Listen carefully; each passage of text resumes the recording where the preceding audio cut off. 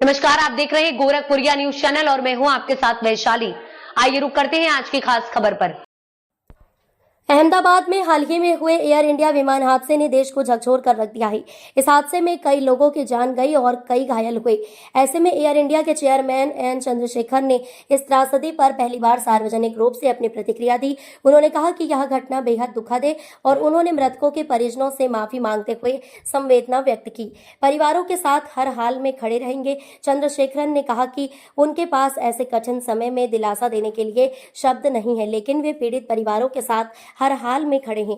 उन्होंने आश्वासन दिया कि एयर इंडिया की ओर से सभी आवश्यक सहायता मुहैया कराई जाएगी। उन्होंने विशेष रूप से यह भी कहा कि आर्थिक मुआवजे के साथ साथ मानसिक और सामाजिक समर्थन भी दिया जाएगा ताकि प्रभावित परिवारों को जीवन सामान्य करने में मदद मिल सके।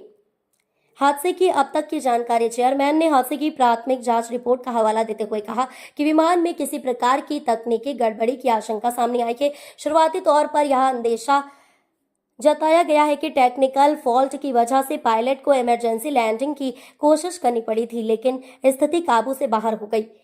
जांच प्रक्रिया और पारदर्शिता का वादा। चंद्रशेखरन ने कहा कि कंपनी इस हादसे की निष्पक्ष और पारदर्शी जांच के लिए प्रतिबद्ध है। उन्होंने यह भी कहा कि यदि जांच में किसी प्रकार की लापरवाही सामने आती है तो संबंधित लोगों पर सख्त कार्रवाई की जाएगी। उन्होंने इस पूरे मामले की जांच के लिए एक विशेष आंतरिक कमेटी के गठन की भी घोषणा की है।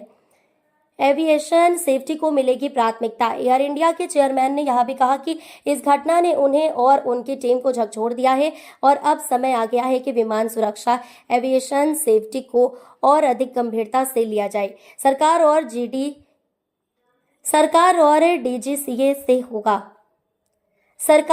डीजीसीए से सहयोग। चंद्रशेखरन ने बताया कि उन्होंने नागरिक उड्डयन मंत्रालय और डीजीसीए के साथ मिलकर जांच की प्रक्रिया को आगे बढ़ाने का फैसला किया है। उन्होंने केंद्र सरकार से अनुरोध किया है कि इस मामले की तह तक जाने के लिए उच्च स्तरीय विशेषज्ञ टीम बनाई जाए जो निष्पक्ष रूप से रिपोर्ट तैयार करे।